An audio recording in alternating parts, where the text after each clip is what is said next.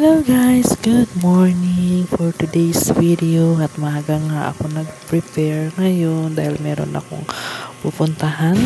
So nandito nga pala ako ngayon sa may SM Bacoor. So ayan, medyo mainit-init na ang araw ngayon for today.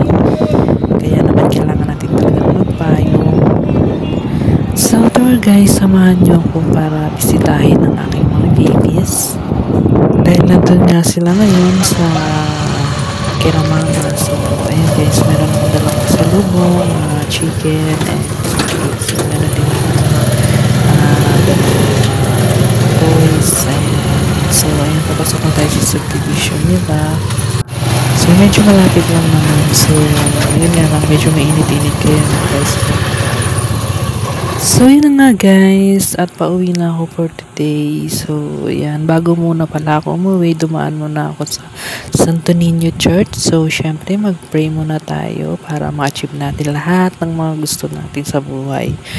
So, ayan lang, at syempre, stay positive. Kailangan, kahit na anong dumaan man sa buhay mo, kailangan nakafocus ka pa rin kung paano mo mapapasaya yung sarili mo at paano mo malalampasan lahat ng mga pagsubok na pinagdadaanan mo dahil napakahirap talaga ng buhay lalo na at hindi mo masasabi kung hanggang kailan at hanggang saan na tayo sa mundo. So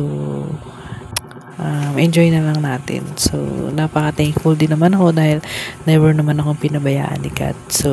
So, dun pa lang sa part na yun is napaka-thankful ko, sobrang blessed ko kasi, you know, God will always provide kahit na ano pa man yung pinagdadaanan mo, kahit gaano pa man yan kahirap, kahit gaano pa man luha ang dumaan lahat sa'yo, as in, kulang na lang lumubog ka sa lupa para lang matakasan mo lahat, pero hindi, wala kang choice talaga, kailangan mong magpatuloy dahil hindi naman habang buhay ganun yung sitwasyon natin. So ayun lang, ang sasabi ko is thank you Lord, thank you for everything, thank you sa lahat-lahat ng mga tulong mo sa akin, as in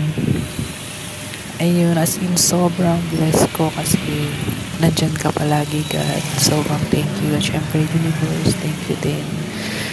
So, yun lang guys for today's video.